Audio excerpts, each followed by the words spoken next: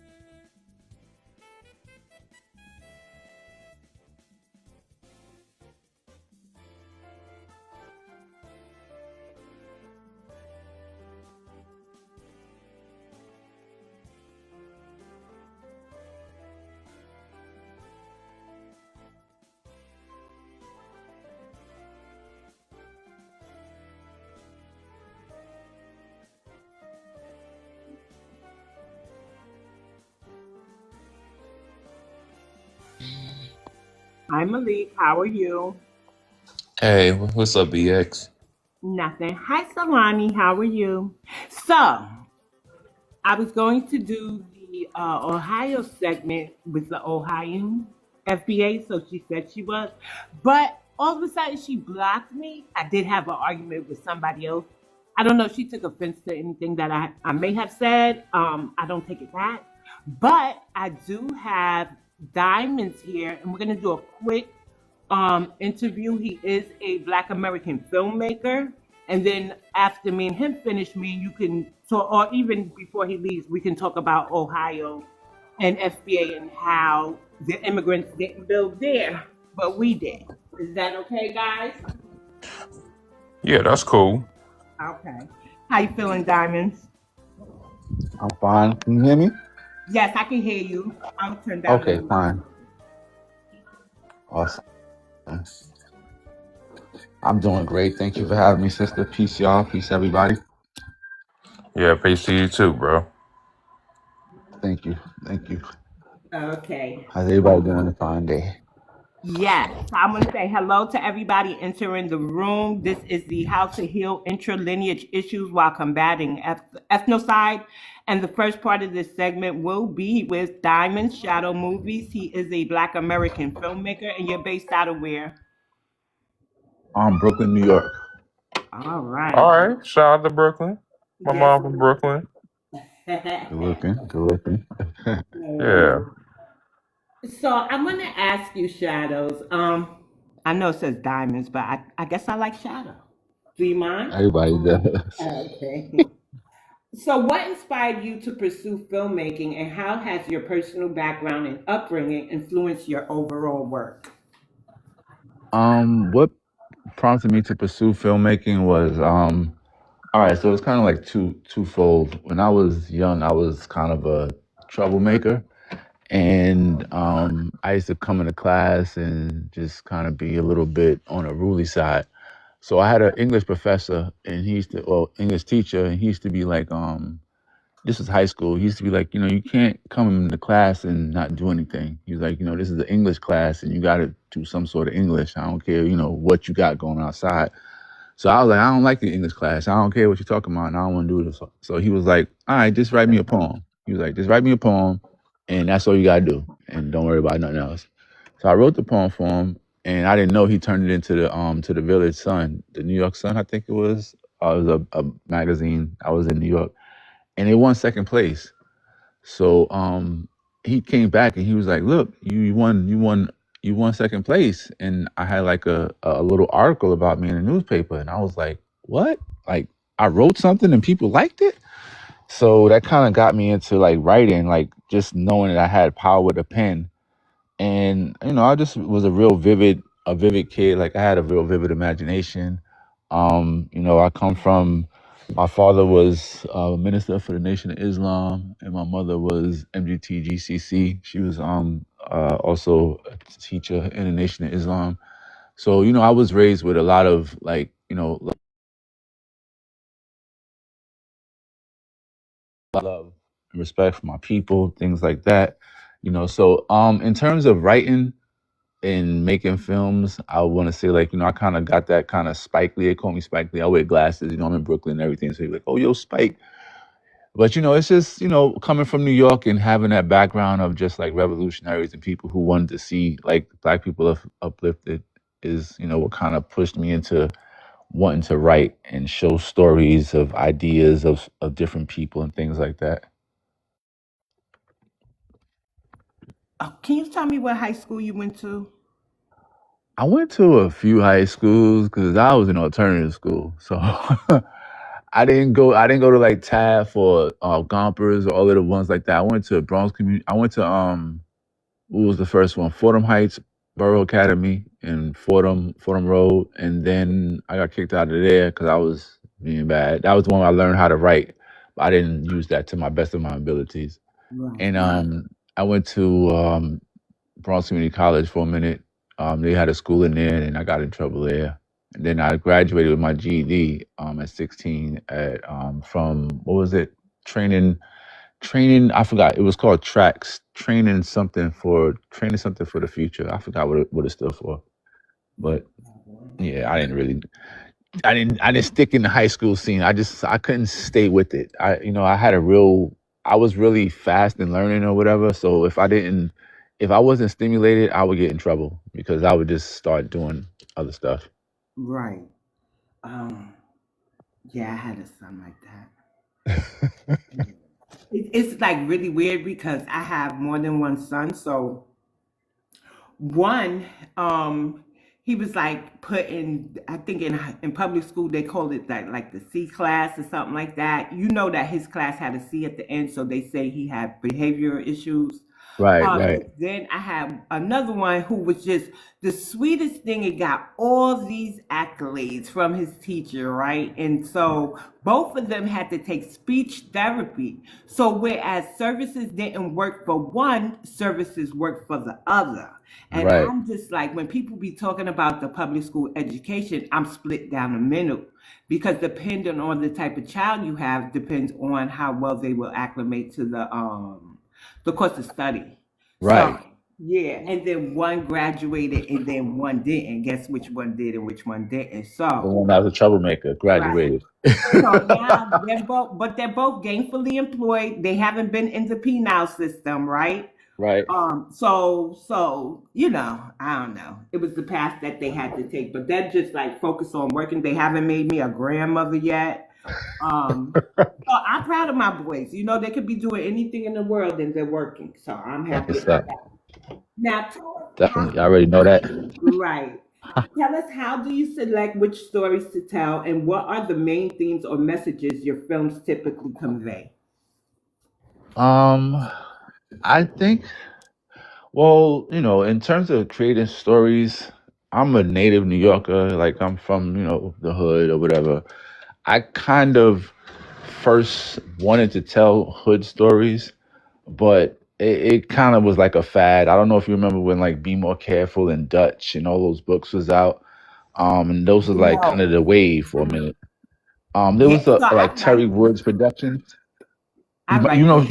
what I'm talking about, right? Right. Okay. So Yeah. originally when I really got into like writing films is when I was like reading those, and that's what kind of just gave me the bug because I lived a pretty cool life. I had a pretty interesting life. I had a lot of family members who were into things, so I was able to write a story, kind of like it wasn't a documentary, but it was a fiction that was based off a lot of stuff that I'd encountered and dealt with. And a lot of people loved it. Like I would write it and I would let friends read it and they would be like, "Yo, this is good. Like you should go to school for this." And I didn't have any film school training, but I just had the bug. And that kind of just gave me the idea that to kind of stretch out stories from this, not from the street, but from the heart of inner cities and things like that. So I tend to select fiction stories that have like a voice, like that gives a voice to people who don't have a voice. Like one of the skill sets that we learned in film is that point of view. So you can create a film from anybody's point of view. You can make a film from the point of view of a roach if you want, and the whole film be from the point of view of the roach, and you'll show what the roach is feeling like in his life, and you can do that with a film. So having that ability to put anybody's life in somebody's eyes and let them walk through it is like what guides me to select films, like to films that have that element. I mean, not everybody's film is like that. I write films, so I tend to lean towards that. But in terms of like directing or even like doing like collabing with other people and stuff like that, I try to give them that little bit of guidance to, like try to make it a little bit more deeper. You know what I noticed though? Those who write urban fiction, our natural career path progression is first I noticed it was web series, right? Right. Because Shannon Holmes, that's his name, right? Be more careful. Yeah, I think Um, so. Yeah, I think so. yeah, because he went to school with my cousins. Okay.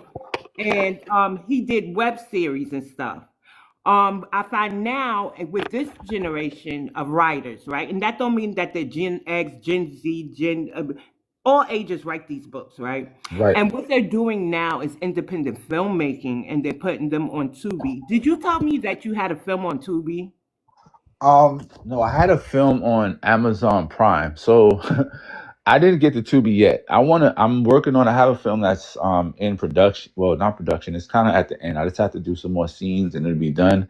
I'm kind of debating Tubi. Tubi, the structure with Tubi is you have to advertise yourself. So if nobody knows who you are, they don't know, like nobody's going to Tubi just searching for your film. It's usually has to be like in some sort of advertisement or something like that, or you have a following, and they pay I think like $1,000 to $3,000 per film, and that's the amount. So that's why you see like 10, 15 people or people with like 30 films on it because 30, $40,000, $50,000 or something like that.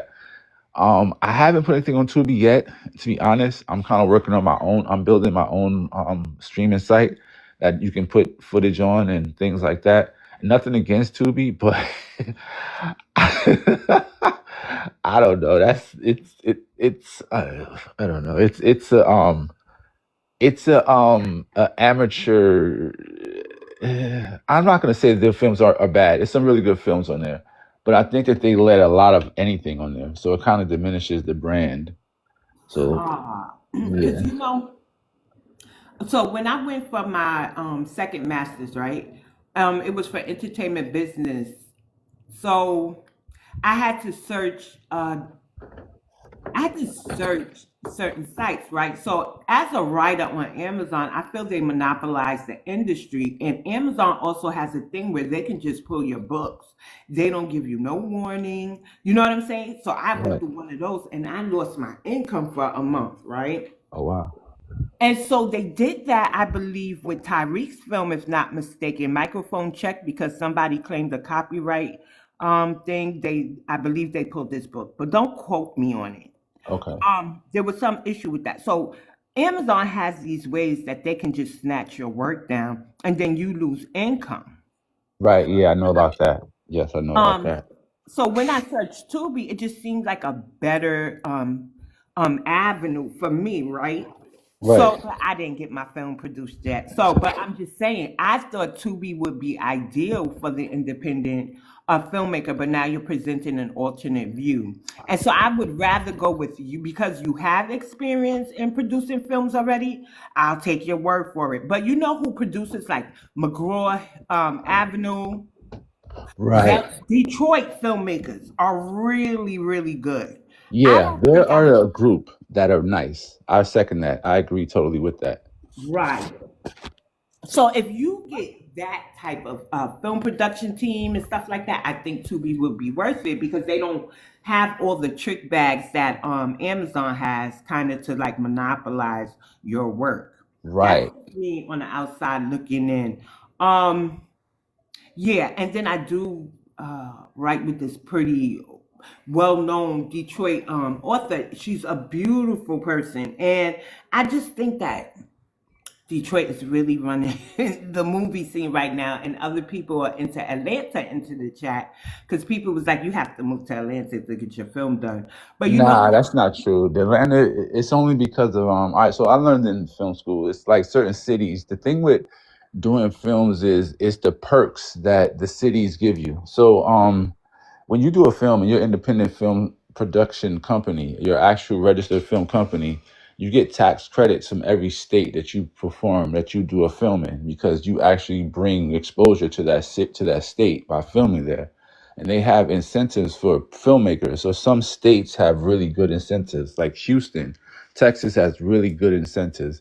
Atlanta has some pretty good incentives. I imagine Detroit would have some good incentives also, as well as New York has some good incentives. There are other states. So what happens is when you use a studio in the side of a state, they let you write that off. That's a tax write off event. And when you go to file your taxes for what you've done with the production, the states will give you credits, tax credits that you probably won't be able to use because they'll be out of your budget. For instance, a $200,000 tax credit or $500,000 tax credit. Now you may have only spent 150,000 in your production or less, so you won't need that credit. So you're able to sell that credit to other companies. You can actually sell tax credits to companies and they'll buy it. So it's like a hustle in terms of going to different cities and producing there and getting a tax credit and selling and making money. That's a little low key alpha for y'all. But that's beautiful. I'm sitting here like all I had to do was meet you first, and I wouldn't be in so much debt, you know? um, so I want to ask you, how do you feel during the height of diversity and inclusive representation, where Black Americans now are seeming to be, how you say, erased in Hollywood? They have these British actors playing our great heroines like MLK, Sarah Rector, Harriet Tubman. So it's basically ethnocide by Hollywood. Right. Yeah, I'm not into that. I don't even when I was in class, my professor would, I would write and I write scenes for women and stuff, and they'd be like, yeah, we're short people, so do the girl scene. It's like, I'm not a woman. I'm not making no funny voices. I'm not doing none of that. You know what I'm saying? So like I held firm. Like it to them it's like, but you're a filmmaker, do that. And like, no, I'm not doing that. You do it. You're a woman, or you have a woman in this class, let them speak that up. Or you want to play like a girl, go ahead. But it's like that whole, like when I was in film school, when I was getting my master's, when Me Too first came out. So a little backside about how it affected the film industry. As soon as it happened, all the professors came to us and was like, I don't know what to tell y'all, but now the judges are only like looking at films that are catered towards Me Too or women or things like that. So everybody's films that was already published and done were essentially like out of the way, because now this was the new fad, was to promote these sorts of films. So it's a preference of of what you want to create to get your own actors and things like that. But then a lot of times you'll be pressured by the industry to make that decision to have an actor, because for instance, in SAG you have a limited amount of representation to begin with. There aren't a lot of like black foundational black actors that are coming up that are new. Like before, we had the Denzels, we had Will Smith, we had Morgan Freemans, we had all these guys, but they're getting old and we're not getting new people to replace them. The Wayans family is cool, but they're only doing comedy and not really like doing movies, you know? So, and when you have SAG, you have to follow their rules. You can only get you can only get a SAG cast or crew. So people who are regularly doing films that may be good or may be closer to home, you can't even approach them. So that's a lot of it, and that's the reason why I'm an independent filmmaker. So by being an independent filmmaker, I'm not doing the Hollywood route. Hollywood route is having to deal with SAG and all that kind of stuff. I'm not SAG certified. I could be, but I don't want to be, because then I'll be confined to the rules that SAG gives you, which would mean I probably would have to get a bunch of British actors and stuff, because that's what the talent pool is. It's hard. It's not a lot of Americans going hard to go for these roles. It's a lot of these guys from other countries that's just cosplaying in, and like, they got a good accent and here they go, and then, also with the Me Too movement, there came the big POC filmmakers, people of color. So now everybody's a person of color. You got the Indians, you got the Chinese, you got the Asians, and everybody's people of color. but it's also hijacking, the black filmmaker art, because now they're not looking at black filmmakers, they're looking at just people of color films, and that just alienates that whole section. So you have to just kind of like, you got to be strong. One thing about film is they don't respect waverness. Like, you go here and go there, and where the wind blows you, it takes you there. That's not respected in film. You have to stick to your guns, and that's what makes people deal with you. So, it's just a matter of that. And sometimes people don't know that. So, so you feel that? Let me see if I got this correct, and I want to redirect it back to like Ava DuVernay, right? Right. The films that she made, she had cast a non-black American, Right. right? Um, you feel that was her personal choice, or that she was pressured to? Do you know? I would say, not say pressured in that way, but if you have all right, so they tell you to do certain things in creating your picking your actors and things like that. One thing is, their following. If they're not commanding a certain amount of people, then, it's actually not good to have them on your film, because they're going to cost you more money than they'll bring. So, things like that do play a factor in. So you have people who may be from England with a better presence, so that may affect it. That may be one of the reasons why she's like, I want my film to be successful. Nobody knows these actors, but everybody knows these actors. So I'm gonna put them in my film, and then you get a few sprinklings of Americans, coming up and coming. But it takes a minute to get that well-known spot, and it just seems like right now the British people of color are just focusing on America. That's what it is now. They're focusing and they're competing more for these spots. So you can't be mediocre and think just because I have a friend that's in film, I'm gonna get the spot, because in the big picture, they're looking at what are you really worth. So it's just about just us knowing that we had to build up ourselves as a brand more, like how Denzel did, Spike Lee did. Like Spike Lee was very, very confrontational in film. I was taught by one of his professors, and she said that they had to like basically reshape the whole curriculum around him, because he wouldn't budge. He just, no, I'm not doing that. And you got to do it this way. That's the way I see it, and that's the way I want to do it. And they just had to be like, well, damn, all right. So you got to be like that to really get it your way. And that's why he was able to pick the people he wants, because of having that rigid, like, I'm not changing. I'm doing it this way. And I don't care what y'all talking about. You can have all the money you want, but I'm still going to do it this way. And a lot of people are just hungry for the money. So they just be like, all right, for that investor to pay for the production, I'll get these actors to make him feel good. So that way he'll think that the production is good. And that's where it falls into that. Wow, okay.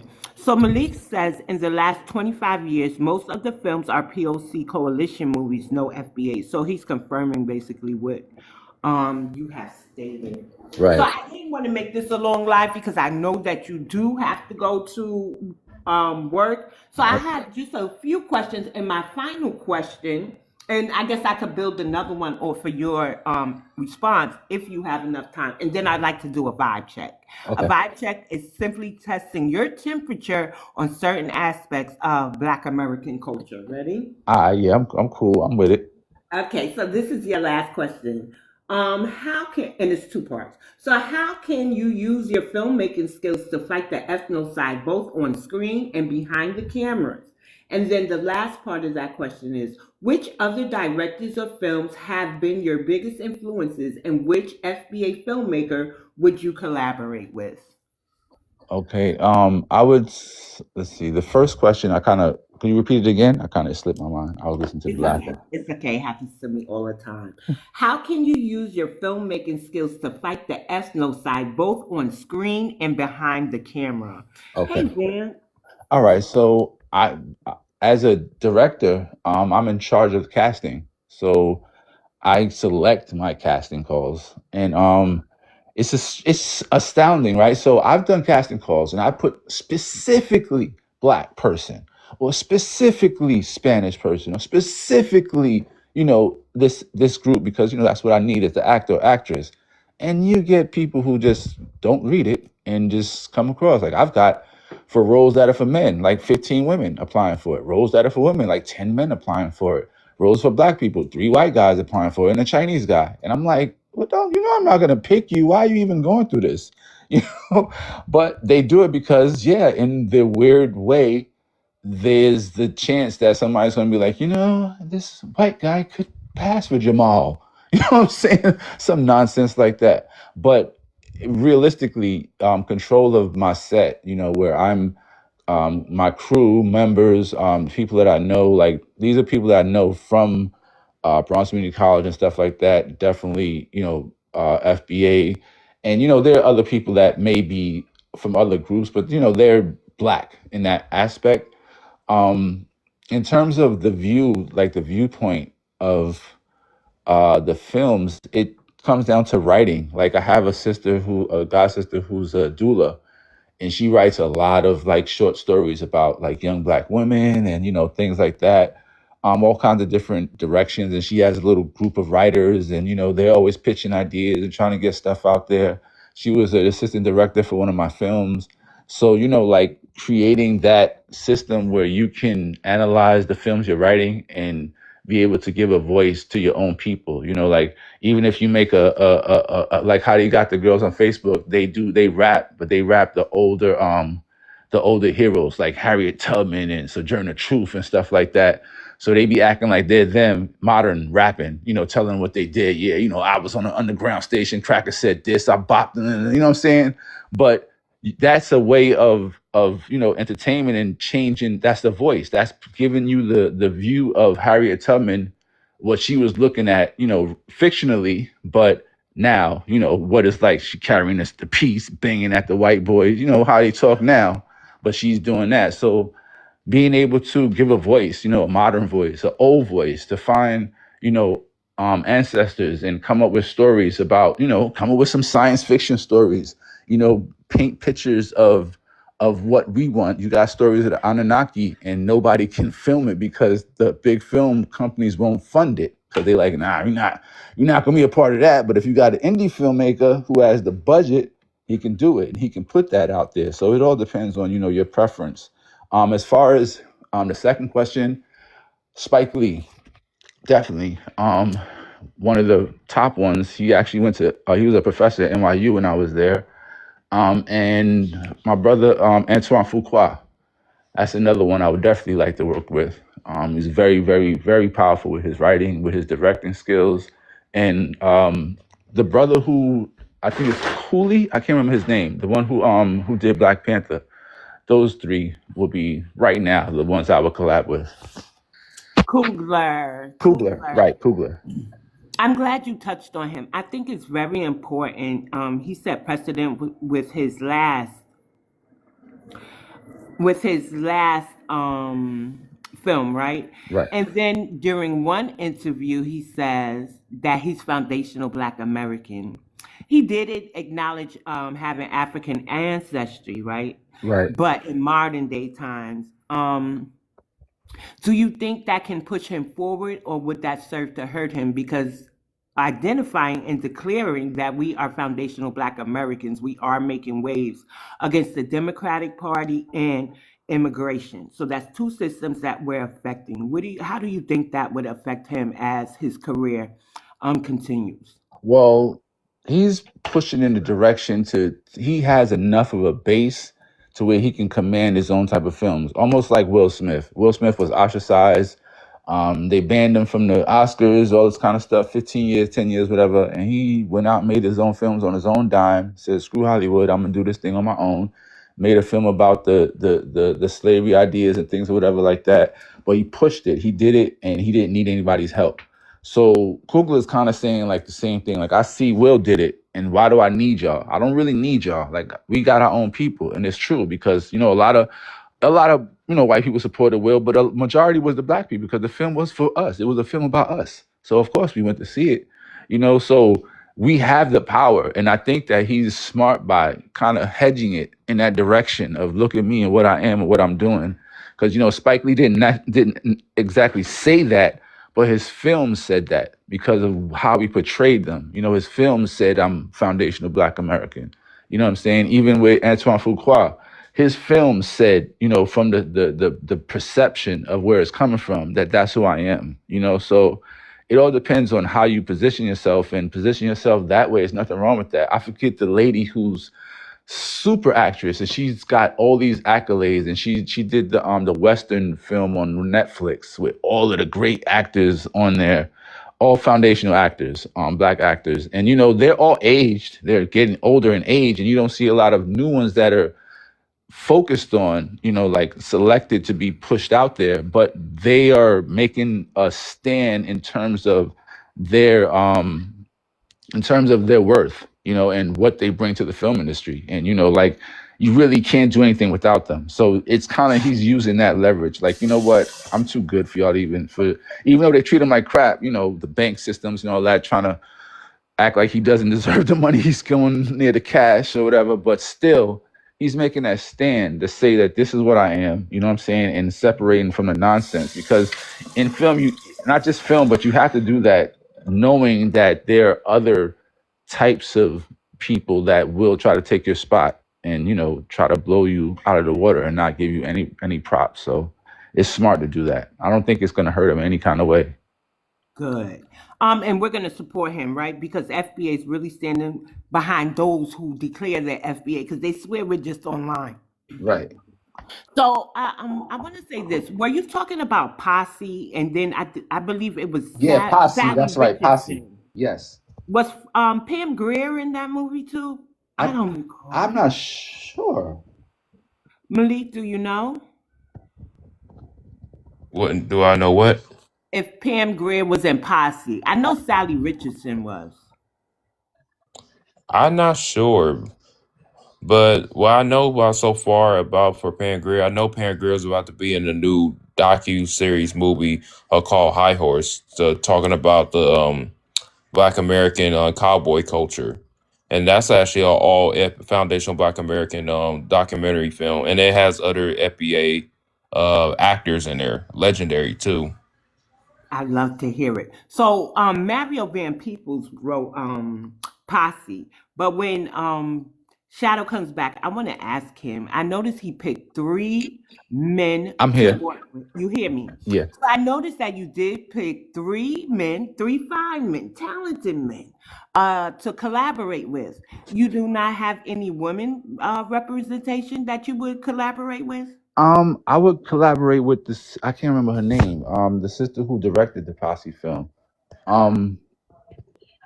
Damn, let me see what her name is. I don't want to step off of this. You know what we've been saying? We got to do a better job than this, guys. I don't remember. Hold on, nah. Let me look it up right fast. Because the thing to be like, I tell you, my sister's a director, but it's not a lot that I see of Black women, and especially like claiming FBA that are producing films. And a lot of times when you run into them, they like all girl crews.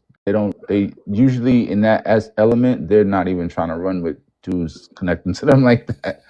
It's kind of strange.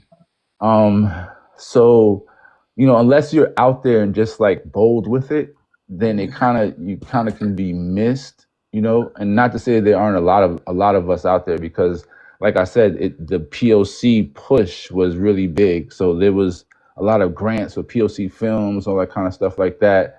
And like I said, when the Me Too movement came about, One moment, Fat. a lot of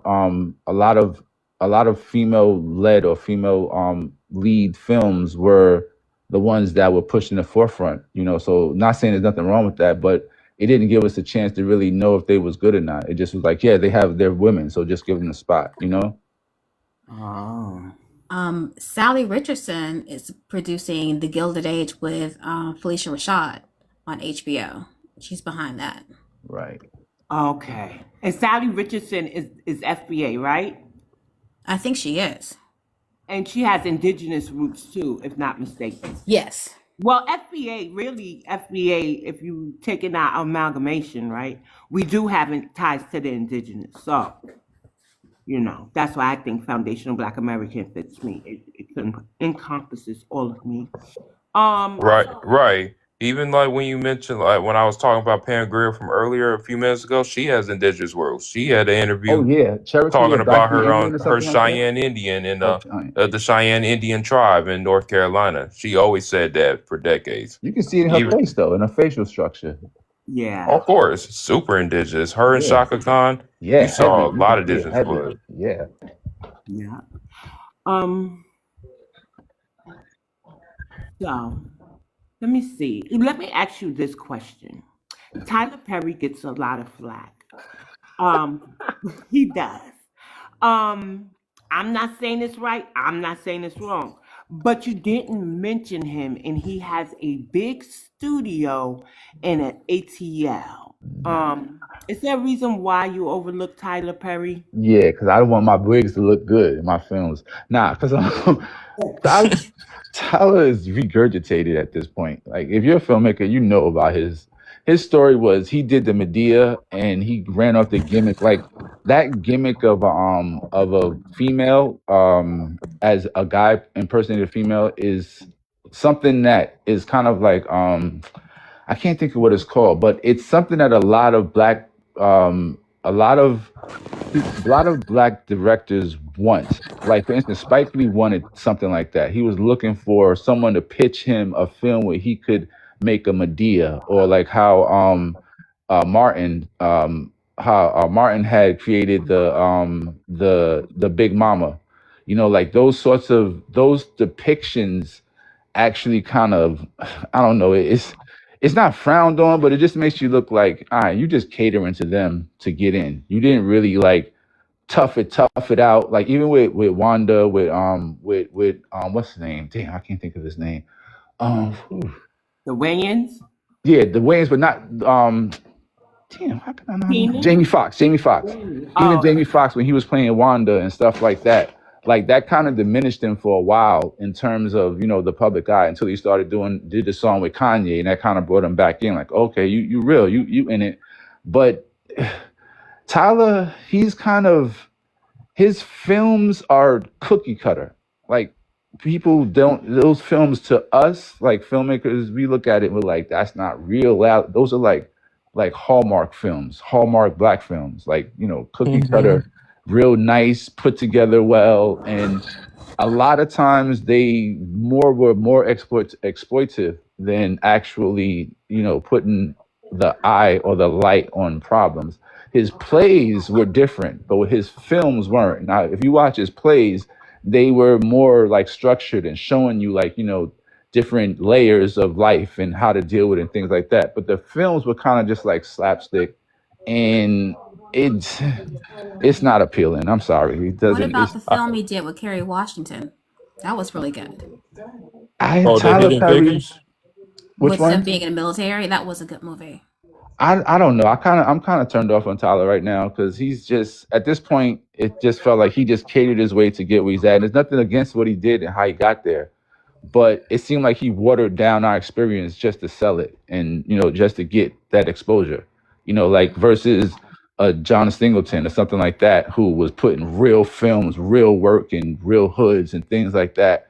You know, so you're looking at real life versus Tyler's Right. story was more of like, you know, it was like, I all think we right. can have all of it though, because you get tired of seeing the struggle, you know, and the hood and the glorification of the drugs and, you know, and poverty and all those things. I think we're looking at having a wide variety of a depiction of black people. Right. And that's why the Tyler Perry came into effect, because we got tired of seeing John Singleton and stuff like that. We wanted to see something more lighthearted. We wanted to see romantic comedies that were about black people, you Right. know. I guess I'm just biased because I'm a kind of a nerd. So, you know, like I said, Antoine Fuqua, which is, you know, more on like kind of science fiction a little bit. You know, like Tyler hasn't really dove into those. Again, they're good stories. He's a very awesome storyteller. And like you said, he does touch on those parts. But that's not my type of films. I'm a drama filmmaker. So, you know, I'm not a romantic filmmaker. Yeah, I feel Um, like Tyler Perry's movies were only good in the early 2000s, and I feel like his last movie was good in that 2004 era. And ever since 2004, he been giving you recycle, copy and exactly. paste Regurgitated. movies. Versus John Singleton, he gave you the versatility ever since like he gave you the Boys in the Hoods, to the higher learnings. He has too many iconic films that I feel like John Singleton is a better director than Tyler Perry. Right, because of And what that's he just me as an embodies. LA native. Because John Singleton's from LA, he was a better director than Tyler Perry. Let me say this. So I would like to enter Jordan Peele into the chat. Ah, yeah, Jordan Peele's crazy. He's just crazy. Isn't he the Jordan one Peele's doing a the trip. cowboy movie? Hmm? Isn't Jordan Peele the one doing the cowboy movie? Yes, he Yeah, is. that's the He one is. I'm talking about. The Yeah, high horse, the one yeah. that has Glenn Are they Turman. Black Americans? Yeah, and it has Bun B in there. He I'm also not gonna has lie. He is Glenn somebody I Turman, would love to work with. Ink. I kind of forgot about him, honestly. Who else is in there? Blanco Brown, the country music singer. He's FBA from Georgia. Um, who else is in that movie? Lori Harvey, Steve Yeah, Harvey's stepdaughter, of yep. course. I think there's two more people, but most of the majority of the cast is all FBA, and including the director.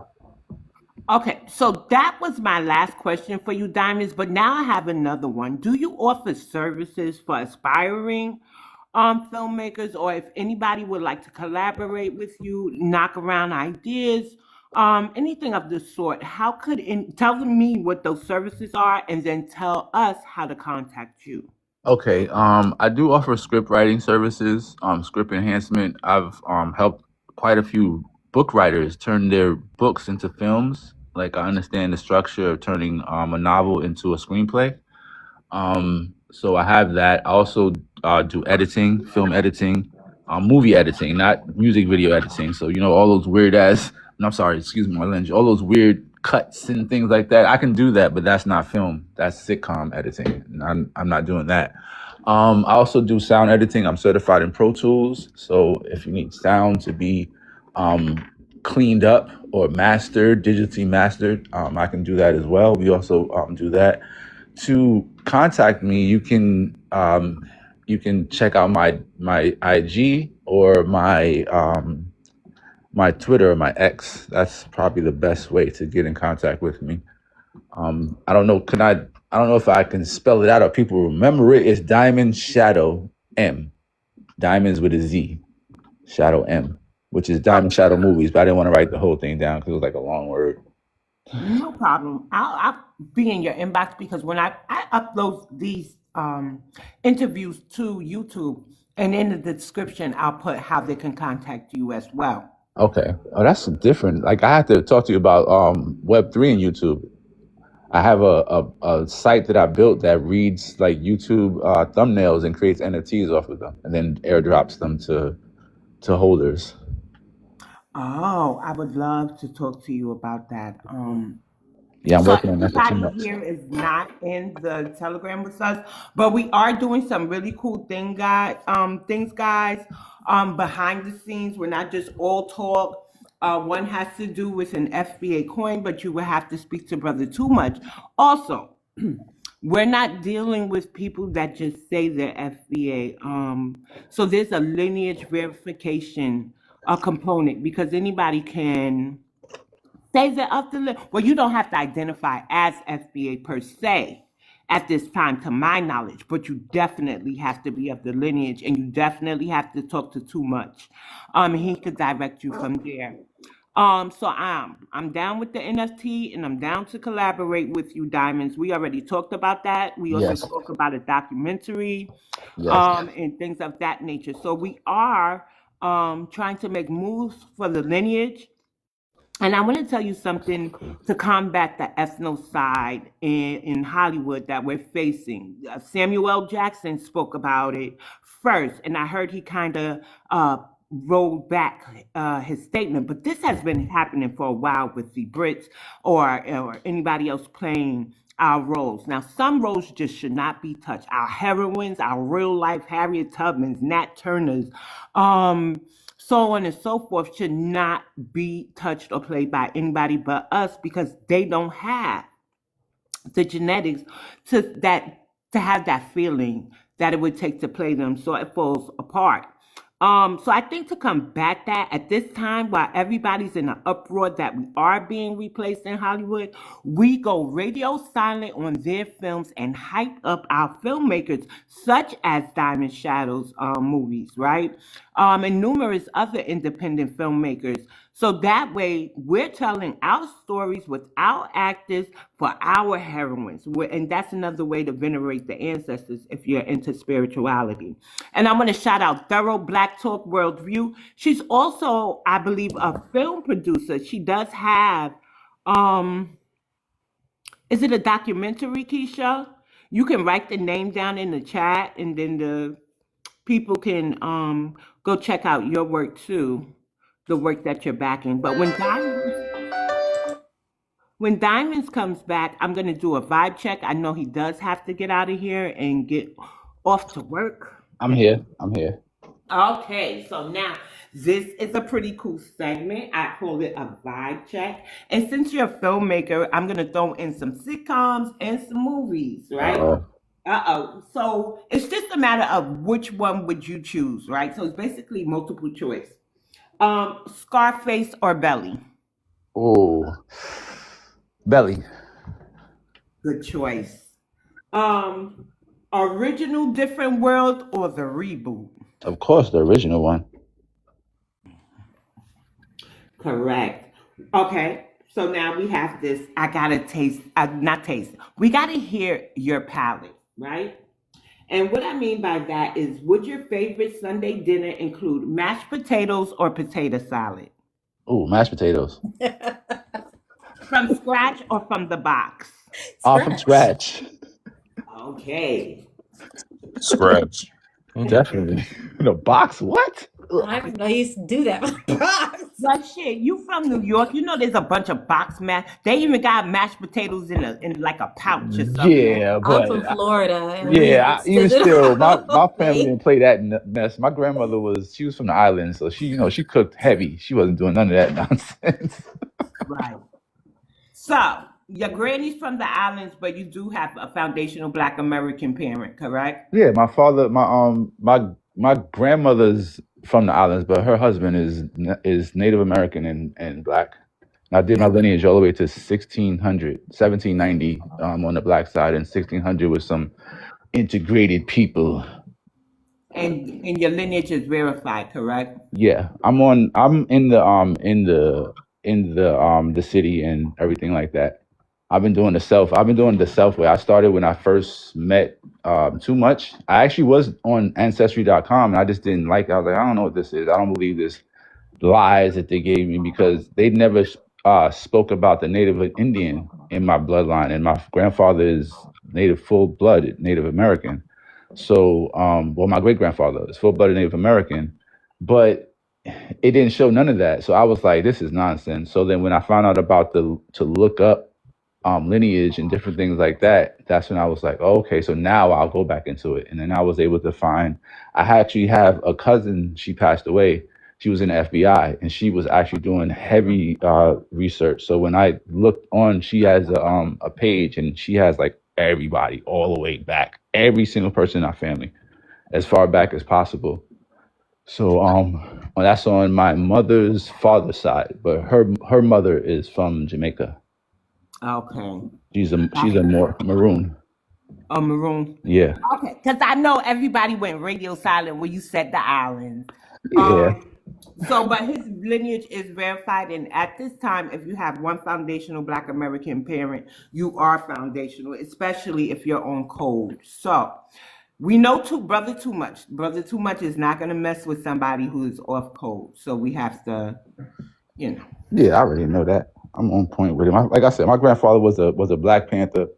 My father was a Nation of Islam. Mother was Nation of Islam. Like, it's always been down for the people. And like my ancestors on my grandfather's side was freemen. They fought in wars and were free from the Civil War. So the last slave census was 1790, and all the rest of them were freemen. So homemade biscuits or hot water cornbread? Oh, Hot water cornbread. Cornbread all day.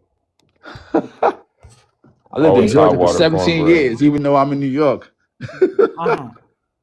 So, baked macaroni and cheese or Kraft mac and cheese in the Oh, skinny blue Baked box. all day. Baked, I should just baked. say the blue just for the heck of it, Mhm. right? No, No, baked mac and No. cheese. all day baked. I need that crispy, hard type of, the golden arches on the top. Then you gotta fight through it. Then it's just cheesy. Yeah.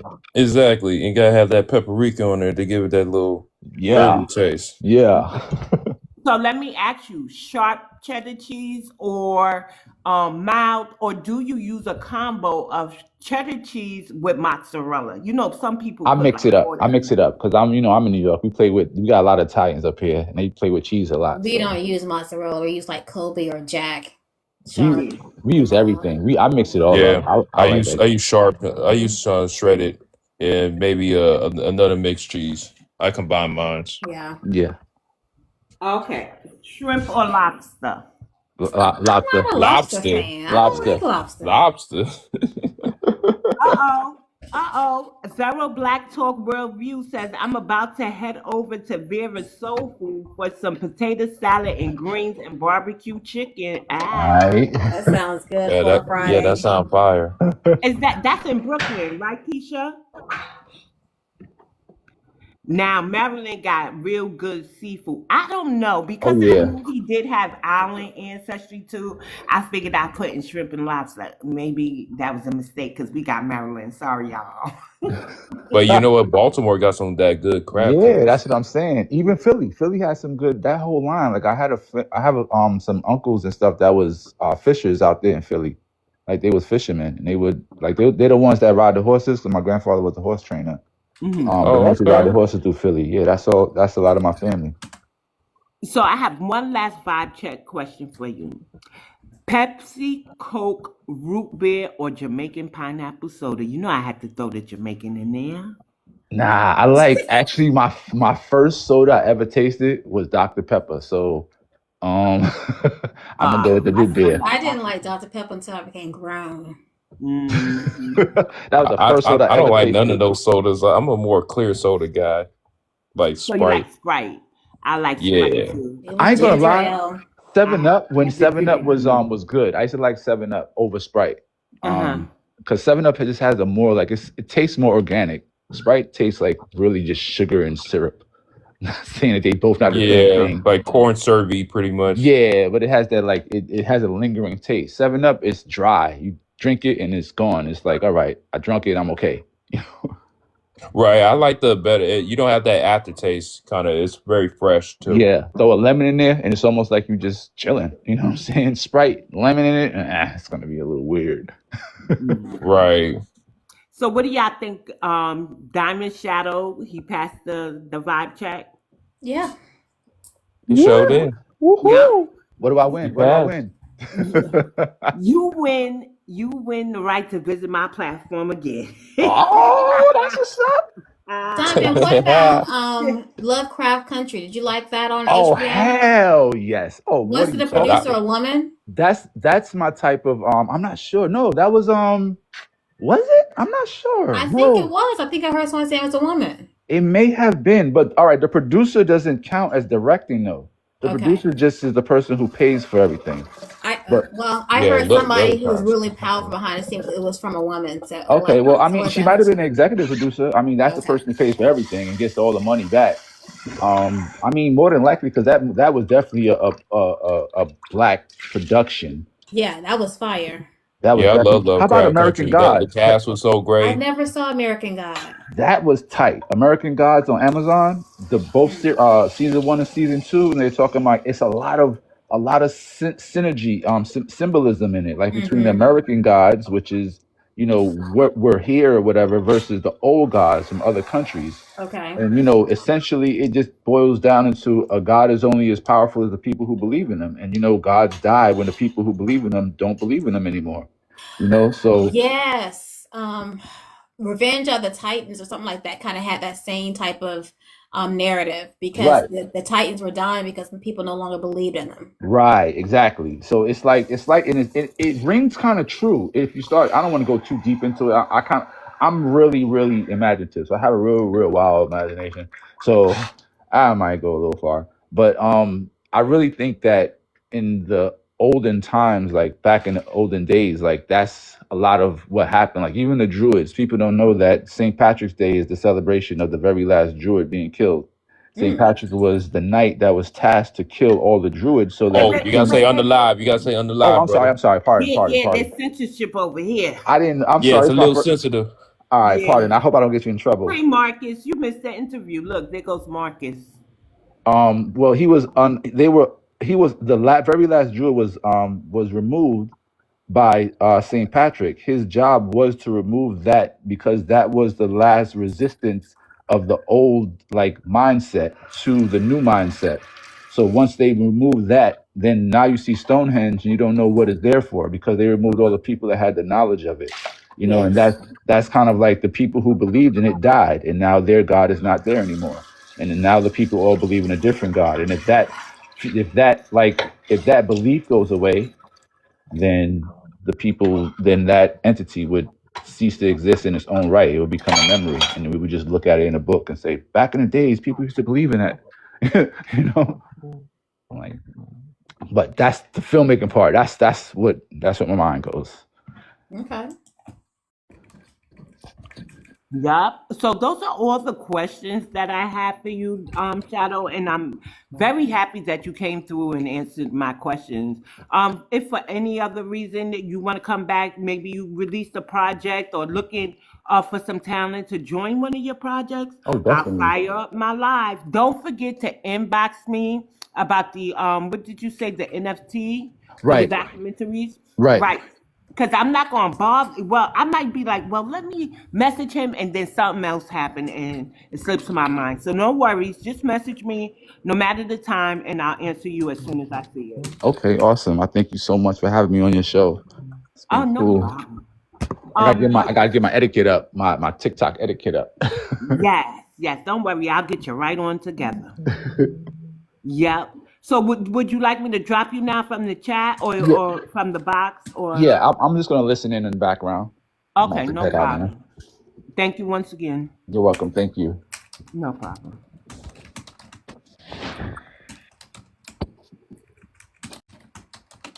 Okay.